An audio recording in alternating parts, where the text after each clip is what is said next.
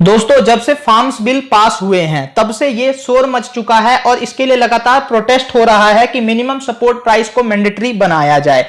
Simple क्या करना है गवर्नमेंट को, तो गवर्नमेंट बिल में ये क्यों नहीं लिख देती कि एमएसपी मैंडेटरी है और एमएसपी से नीचे कोई भी प्राइवेट प्लेयर जो है किसानों से कोई सा भी सामान नहीं खरीद सकता। अगर कोई खरीदेगा तो उस पर लीगल एक्शन होगा।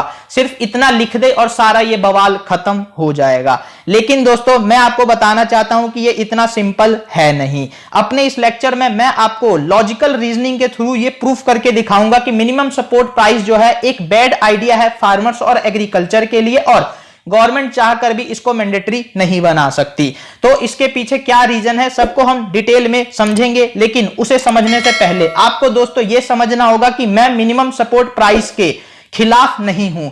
मैं यहां पर एक्चुअली सिर्फ यह बताना चाहता हूं कि मिनिमम सपोर्ट प्राइस जो है एक शॉर्ट टर्म मेजर है और लॉन्ग टर्म मेजर ये नहीं हो सकता। अगर हम शॉर्ट टर्म मेजर और लॉन्ग टर्म मेजर में डिफरेंस नहीं समझेंगे तो हमारी दुर्दशा सदा ही ये बनी रहेगी और हम चाहकर भी अपने फ्यूचर का जो फ्यूचर में कुछ अच्छा करना है वो हम नहीं कर पाएंगे। इसीलिए हमें लॉन्ग टर्म मेजर और शॉर्ट टर्म मेजर का फर्क पता होना चाहिए। नहीं तो आपको कोई भी नेता जो है वो झुनझुना समझकर बजाता रहेगा और आपको बेवकूफ बनाता रहेगा, लेकिन आपका फ्यूचर कभी भी ब्राइट नहीं बन पाएगा। क्योंकि दोस्तों यहां पर नेता 5 साल के लिए बनते हैं और उसमें वो ये सोचते हैं कि हम कोई सा भी शॉर्ट टर्म मेजर लेकर के अपना टेन्योर अच्छे से खत्म कर लेते हैं, लेकिन लॉन्ग टर्म का विजन ना होना हम सारे देशवासियों के लिए काफी नुकसानदायक साबित होता है। सबसे पहला रीजन दोस्तों कि हम ये एक्सपेक्ट करते हैं कि गवर्नमेंट जो है सारा का सारा राशन क्यों नहीं खरीद लेती एमएसपी पे किसानों से, किसान भी खुश और सरकार भी खुश, कोई टेंशन नहीं। लेकिन दोस्तों ये पॉसिबल नहीं है क्योंकि यहां पर कुछ डाटा पर आप ध्यान दीजिए। देखिए दोस्तों, नेशनल फूड सिक्योरिटी एक्ट का जो बजट है 1,70,000 करोड़ रुपया का ये बजट है। अब दोस्तों यहां पर आप देखिए 1,70,000 करोड़ में जो बेनिफिट होता है फार्मर्स को वो 6% फार्मर्स को ही बेनिफिट होता है। इतने ही फार्मर्स जो हैं एमएसपी पर अपना राशन एक तरीके से बेच पाते हैं अपना एग्रीकल्चर मार्केट में। अब दोस्तों देखिए ये जो 6% फार्मर्स हैं मोस्टली दोस्तों 10% तक का इनका पूरे एग्रीकल्चर में कंट्रीब्यूशन रहता है। यानी एक तरीके से हमारे देश में जितना अनाज प्रोड्यूस होता है उसका 10% जो है वो सरकार खरीदती है और इसी में 1,70,000 करोड़ रुपया खर्चा हो जाता है। अब दोस्तों यहां पर अगर हम इसको डायरेक्टली 100% के मेजर पर देखना चाहते हैं तो 17 लाख करोड़ रुपया यहां पर खर्च होगा। इसके लिए दोस्तों अभी प्रॉपर हमारे पास स्टोरेज फैसिलिटी नहीं है और दूसरी काफी जो ट्रांसपोर्टेशन का कॉस्ट है वो सब अभी अलग है। इसमें भी 17 लाख करोड़ का बजट बन गया खाली ये राशन खरीदने का। और हमारा टोटल बजट कितना है तो 30 लाख करोड़ का, वो भी फिस्कल डेफिसिट के साथ। यानी हमने 21-22 लाख करोड़ रुपया टैक्स कलेक्ट किया था और 7 से 8 लाख करोड़ रुपया हमें मार्केट से उठाना पड़ा है। एक तरीके से हम ये कर्जे में ले रहे हैं। तो 30 लाख करोड़ में से आप देख लीजिए कि 17 लाख करोड़ अगर हम सिर्फ इस पे खत्म कर देंगे तो यहां पर कैसे ये पॉसिबल हो पाएगा, जबकि इसके जो और खर्चे हैं वो भी अलग ही हैं। अब दोस्तों यहां पर आपके दिमाग में ये आएगा कि चलिए सरकार ना खरीदे लेकिन प्राइवेट जो बॉडीज हैं उनके लिए ये मैंडेटरी कर दे। तो देखिए दोस्तों मैं यहां पर बता दूं कि देखिए हमारे जो पॉलिटिशियन हैं वो लोगों से वादा कैसे करते हैं। वो कहते हैं कि हम एमएसपी पर 50% एक्स्ट्रा भी देंगे, यानी कॉस्ट का 50% एक्स्ट्रा भी देंगे और जब मार्केट में फूड प्राइस आएगा तो हम सस्ता भी कर देंगे 50%। अब देखिए ये दोनों कंडीशन कितना एक दूसरे को कॉन्ट्राडिक्ट कर रही हैं। उसके बाद से वो ये भी कहते हैं कि हम जम के इंफ्रास्ट्रक्चर पर खर्चा भी करेंगे और दूसरी तरफ ये कहते हैं कि फिस्कल डेफिसिट को हम कम भी करके रखेंगे। तो दोस्तों नेताओं के प्रवचनों से बाहर आइए और जमीनी हकीकत को देखिए। मैंने आपको पहला रीजन बता दिया है कि गवर्नमेंट चाहकर भी सारा अनाज नहीं खरीद सकती एमएसपी पर क्योंकि उसके पास फिस्कल कंस्ट्रेन है। अब दोस्तों देखिए दूसरा नुकसान क्या होगा एमएसपी को मैंडेटरी कर देने से। तो देखिए दोस्तों एमएसपी जो है फ्यू एग्रीकल्चर कमोडिटीज पर ही डिसाइड होती है, जिसके कारण दोस्तों क्या होगा जो भी फार्मर्स हैं वो सारे उन्हीं क्रॉप्स को ज्यादा से ज्यादा मात्रा में उगाएंगे और जो दूसरे माइनर एग्रीकल्चरल कमोडिटीज हैं उनका प्रोडक्शन जो है वो कम हो जाएगा, कल्टीवेशन एरिया उसका कम होता चला जाएगा। फिर दोस्तों अगर हमें इन इंपॉर्टेंट माइनर एग्रीकल्चरल कमोडिटीज की जरूरत पड़ेगी तो हमें उसके लिए फॉरेन मार्केट पर डिपेंडेंट होना पड़ेगा और वहां से इंपोर्ट जो है काफी ज्यादा बढ़ जाएगा। एक तरफ हमारा जो फॉरेन करेंसी है वो इसके इंपोर्ट में खर्च होगी, और दूसरी तरफ जो ओवर प्रोडक्शन होगा कुछ ही कमोडिटीज का वो हमारे गोडाउन में सड़ेंगे। तो यहां पर इस तरीके की सिचुएशन पैदा हो सकती है। पिछले साल दोस्तों ऑयल सीड्स के मामले में यह केस देखने को मिला था। हमारे देश में ऑयल प्रोडक्शन जो था वो कम था और हमारा जो इंपोर्ट था वो हमारे प्रोडक्शन से भी ज्यादा था। तो देखिए कितना एम्ब्रेसिंग सिचुएशन है हमारे जैसे देश के लिए, जहां पर इस तरीके की मिसमैनेजमेंट होती है। अब दोस्तों बात करते हैं थर्ड रीजन की। तो देखिए दोस्तों इंडिया जो है एक इजीली एक्सेसिबल मार्केट बन जाएगा। तो वो कैसे होगा? तो देखिए दोस्तों हम एग्जांपल ले लेते हैं यहां पर वीट का।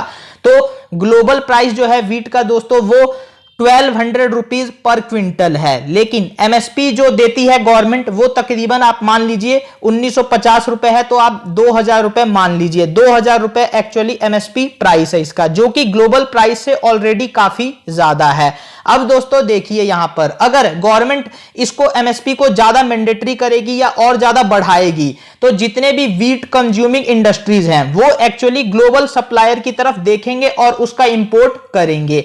यहां पर ग्लोबल सप्लायर हैं वो भी काफी समझदार होंगे, वो एक्चुअली 1200 रुपए में ना बेच करके हमारे देश में जो एक्चुअली इन इंडस्ट्रीज को वो ज्यादा प्राइस में बेचने की कोशिश करेंगे, 1500 या 1600 रुपए में, और वो इस तरीके से इसको मैनेज करेंगे ताकि पूरा ट्रांसपोर्टेशन कॉस्ट लगने के बाद भी 2000 रुपए से उसका प्राइस कमी रहे थोड़ा बहुत, ताकि यहां पर इंडस्ट्रीज उतना ही पैसा बचाने के लिए वो चीज करे। तो इस तरीके से हमारे देश की इंडस्ट्रीज का भी एक्सप्लॉयटेशन होगा और यहां पर जो किसानों का एक्सप्लॉयटेशन है वो तो होगा ही, क्योंकि जो यहां पर खरीदने वाले इंडस्ट्रीज हैं वो खरीद ही नहीं पाएंगी।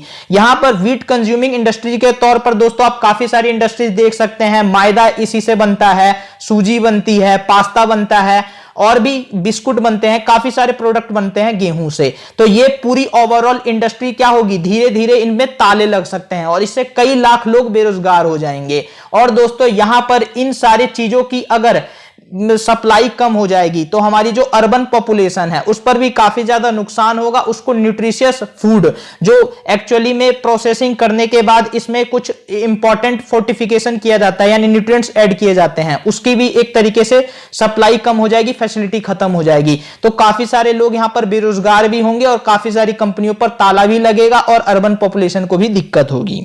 अब दोस्तों बात करते हैं फोर्थ रीजन की। तो देखिए दोस्तों कॉस्ट ऑफ प्रोडक्शन जो होगा प्रोसेस्ड मटेरियल का वो बढ़ जाएगा, क्योंकि दोस्तों यहां पर देखिए जब एमएसपी हाई रहेगी तो इंडियन एग्रीकल्चर कमोडिटी का जो कॉस्ट है वो भी हाई होगा। कोई भी पॉलिटिशियन आपको ये पैसे घर से तो देगा नहीं। हमारा टैक्स कलेक्शन इतना ज्यादा है नहीं कि हमारी जो आज की सारी जरूरतें हैं वो पूरी हो सकती हैं, तो हमारी दूसरी जरूरतों को कॉम्प्रोमाइज करके यहां पर अगर गवर्नमेंट कुछ सब्सिडी भी लाती है तो उसका हमें कोई फायदा होने नहीं वाला। और यहां पर दोस्तों देखिए कोई भी इंडियन एक्सपोर्टर होगा वो एक्चुअली अपना सामान बेचने में इंटरनेशनल मार्केट में काफी उसको समस्या होगी, क्योंकि इंडिया का रॉ मटेरियल जो है वही एक्चुअली में काफी कॉस्टली होगा। यानी हमारे एग्रीकल्चर जो एक्सपोर्ट्स हैं वो भी दोस्तों धीरे धीरे कम होना शुरू हो जाएंगे।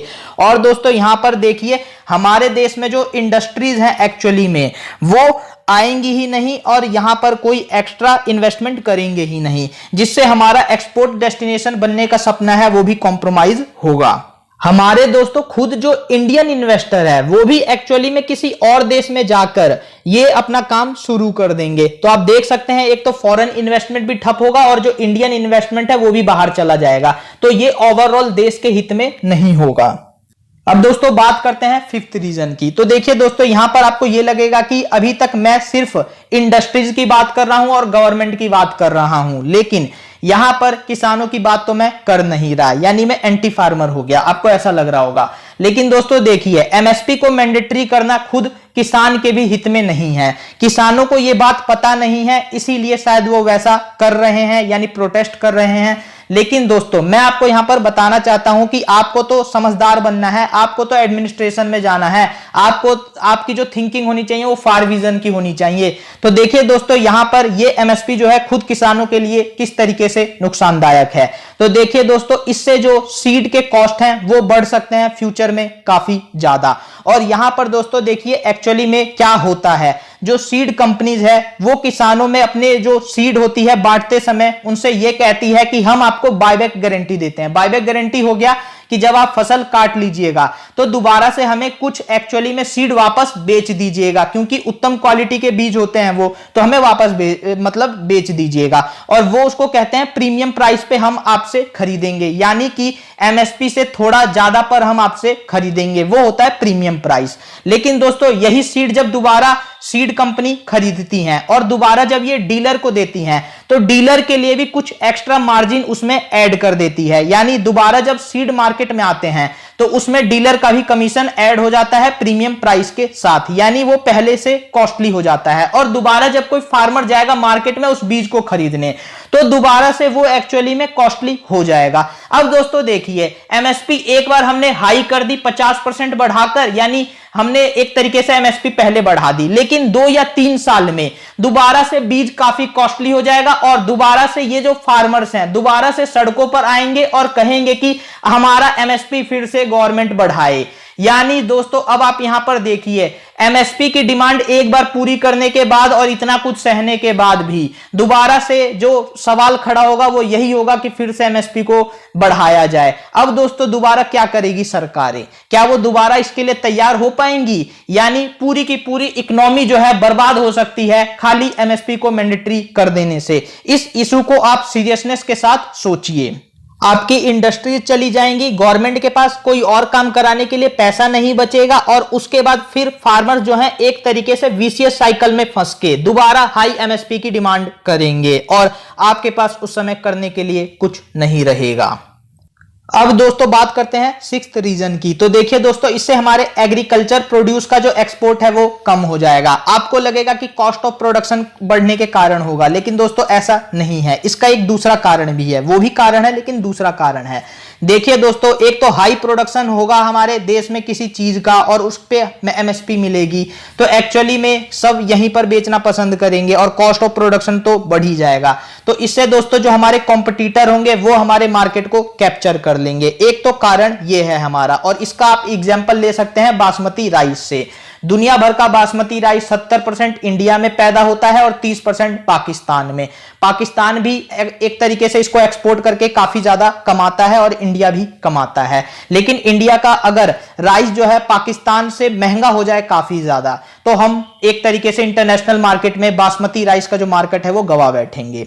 अब दोस्तों यहां पर देखिए, एक तो कारण ये हो गया कॉस्ट ऑफ प्रोडक्शन बढ़ना। दूसरा कारण दोस्तों ये हो गया कि कई सारे ऐसे क्रॉप हैं जिनकी इंटरनेशनल मार्केट में काफी ज्यादा डिमांड है और गवर्नमेंट उस पर एमएसपी नहीं देती, जैसे कि दोस्तों हो गया गुआर। अब दोस्तों देखिए, यहां पर इसका एमएसपी है नहीं तो बहुत सारे फार्मर्स होंगे एमएसपी के लालच में आके इन जैसे इंपॉर्टेंट चीजों को उगाना बंद कर देंगे और गुआर कल्टीवेशन जो है वो कम होने की वजह से क्या होगा, यहां पर 1-2 साल में गुआर का प्राइस हमें अच्छा मिलेगा, लेकिन बाद में फॉरेन कंट्रीज जो है एक्चुअली में यहां पर वो कल्टीवेशन करना शुरू कर देंगे क्योंकि इंडियन गुआर उनको मिलना बंद हो जाएगा। तो एक तरीके से आने वाले समय में गुआर गम इंडस्ट्री जैसी काफी सारी इंडस्ट्रीज हैं जिनको काफी ज्यादा नुकसान होगा, जो कि इंटरनेशनल मार्केट के हिसाब से काम करती हैं, उन सबको नुकसान होगा, वो सब भी एमएसपी की लालच में आ जाएंगी। इसके बाद दोस्तों जो 7th रीजन है वो है क्वालिटी डिक्रीज होने का। जब दोस्तों हम सेलेक्टेड फ्यू क्रॉप्स ही एक ही लैंड से बार बार लेंगे तो उससे हमारी सॉइल की हेल्थ भी खराब होगी, सॉइल में जो काफी सारे माइक्रो न्यूट्रिएंट्स है वो भी खत्म हो जाएंगे और जो हमारी लैंड है वो भी इनफर्टाइल हो सकती है। तो यानी सस्टेनेबल भी नहीं है एमएसपी का मैंडेटरी होना हमारे फार्मर्स के लिए। इसके अलावा नेचुरल रिसोर्सेज जो है हमारी, उनकी वेस्टेज तो काफी ज्यादा होगी, जैसे वाटर की हो गई, इलेक्ट्रिसिटी की हो गई, फाइनेंस की हो गई, सब्सिडी की हो गई, लेबर की हो गई। ये सब काफी बड़ा लॉस है, सिर्फ एमएसपी के मैंडेटरी हो जाने की डिसीजन की वजह से होगा ये सारा नुकसान। आपको बोलने में ये लग रहा होगा कि क्यों नहीं मैंडेटरी हो जा रहा, लेकिन अब देखिए इनके नुकसान कितने ज्यादा हैं। साथ ही साथ दोस्तों वेजिटेबल और फ्रूट प्रोडक्शन है वो भी कम डाउन हो जाएगा, यानी उसका प्रोडक्शन भी कम हो जाएगा। इसके अलावा दोस्तों एग्रीकल्चर डाइवर्सिटी को भी नुकसान होगा। आज के समय में दोस्तों इंडिया में नॉर्थ से लेकर के साउथ तक ईस्ट से लेकर के वेस्ट तक 56 भोग का कंसेप्ट है और ना जाने कितने तरीके की डिसीज बनती है इंडिया में। ये सारी डिसीज दोस्तों इंडिया के लिए सॉफ्ट पावर का काम कर सकती हैं और हम यहां पर एमएसपी को मैंडेटरी बना करके जो इन सारे डिसीज को बनाने के लिए आवश्यक सामग्री है उसका कहीं ना कहीं कॉम्प्रोमाइज करेंगे। तो हमें दोस्तों आगे सोचने की जरूरत है, फॉरवर्ड थिंकिंग होने की जरूरत है और इस तरीके से इन अपॉर्चुनिटीज का लाभ उठाने की जरूरत है। ओवरऑल दोस्तों मैं ये कहना चाहता हूं कि एमएसपी का मैंडेटरी होना हमारे देश में पॉवर्टी को और ज्यादा बढ़ाएगा, गरीबी के ये काफी खिलाफ है। अभी दोस्तों जो गरीब लोग हैं थोड़ा बहुत एक तरीके से 5-6 मसाले 2-3 तरीके का सेरेल्स यूज करते हैं, दाल भी 4-5 टाइप्स की यूज कर लेते हैं, यानी एक तरीके से काफी फूड में डाइवर्सिटी होने की वजह से अपना नॉरिशमेंट को थोड़ा बहुत कहीं ना कहीं संभाल लेते हैं। लेकिन दोस्तों आपको पता है कि 90% पॉपुलेशन जो है प्रोटीन डेफिशिएंट है इंडिया की, और अगर यहां पर हम सिर्फ सेलेक्टेड फूड क्रॉप्स को ही ज्यादा से ज्यादा बढ़ावा देंगे, उसमें डाइवर्सिटी को प्रमोट नहीं करेंगे, तो हमारी जो पॉपुलेशन है वो काफी माल नॉरिश्ड हो जाएगी। और एक माल नॉरिश्ड ह्यूमन रिसोर्स पूरे देश की इकोनॉमी के लिए कितना नुकसानदायक होगा, कितना डिजास्टर्स होगा, इसको किसी भी तरीके से एस्टिमेट भी नहीं किया जा सकता। अब दोस्तों मैं आपको बिना सॉल्यूशन के तो छोड़ नहीं सकता। देखिए दोस्तों एमएसपी को मैंडेटरी करने से अच्छा होगा कि हम एग्रीकल्चर में कॉस्ट ऑफ प्रोडक्शन को कम करें, इसी से ही मेरे देश के किसानों का भला हो सकता है। यहां पर मैं कुछ इंपॉर्टेंट सजेशन दे रहा हूं दोस्तों। देखिए दोस्तों एग्रीकल्चर में 24% डिसगाइज्ड एम्प्लॉयमेंट है, यहां पर इसको हमें रिमूव करना होगा और रिमूव करने के लिए हमें फूड प्रोसेसिंग इंडस्ट्री चाहिए। और जो ये तीनों बिल हैं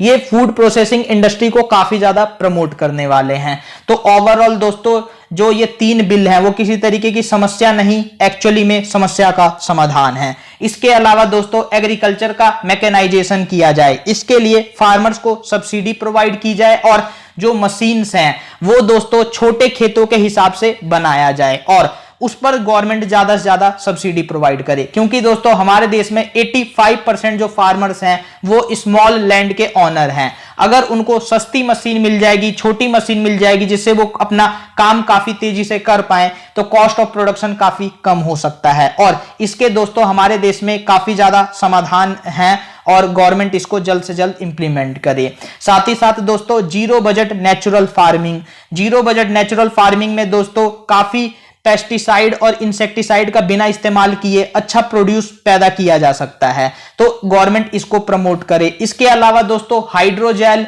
एक काफी इंपॉर्टेंट आइटम है और माइक्रो इरिगेशन। हाइड्रोजेल क्या करता है, एग्रीकल्चर में जो पानी की जरूरत है उसको काफी हद तक कम कर देगा अगर उसको हम खाद के साथ मिट्टी में मिलाकर डाले, गोबर के साथ मिट्टी में मिलाकर डाले तो यहां पर दोस्तों हाइड्रोजेल को भी ज्यादा से ज्यादा एक तरीके से खेती में डाला जाना चाहिए और माइक्रो इरिगेशन को भी प्रमोट करना चाहिए, उससे पानी का कॉस्ट कम हो जाएगा। इसके अलावा दोस्तों एक कुसुम योजना है जिसमें सोलर सिस्टम से चलने वाले पंप सेट बिठाने थे खेत में, तो इससे भी दोस्तों काफी एक तरीके से फार्मर्स को बचत हो रही है। इसके अलावा दोस्तों एक काफी इंपॉर्टेंट सजेशन है जिस पर गवर्नमेंट को फौरन काम करना चाहिए और वो ये है कि देखिए दोस्तों किसान जो अपना एग्रीकल्चर प्रोड्यूस बेच रहा है वो बायोमास के बेसिस पर बेचे और इसके लिए गवर्नमेंट एक मैकेनिज्म डेवलप करे। अब दोस्तों देखिए ये एक्चुअली में कैसे इंपॉर्टेंट है। अगर सपोज कीजिए किसान कॉटन उगा रहा है तो कॉटन से जो रुई निकलती है सिर्फ उसी को बेचता है, लेकिन जो कॉटन उगाने में जो स्टॉक एक्चुअली में पैदा होते हैं वो बायोमास हो गया, उसका वो किसान यूज नहीं करता। लेकिन दोस्तों कॉटन स्टॉक से बायोफ्यूल बनाया जा सकता है, यानी यहां पर बायोफ्यूल कंपनीज को भी कॉटन स्टॉक खरीदने के लिए फार्मर्स के साथ एग्रीमेंट करना होगा। इसी तरीके से दोस्तों जब हम राइस उगाते हैं तो काफी सारी पराली बच जाती है, उसको किसान ऐसे ही जला देते हैं। इसके लिए भी जरूरत है कि कंपनी सामने आए और उन पराली को खरीदे। उसका दोस्तों काफी हद तक इस्तेमाल हो सकता है फॉडर बनाने के लिए, यानी जानवरों के चारे के लिए। साथ ही साथ दोस्तों कई तरीके के कागज उससे बनाए जा सकते हैं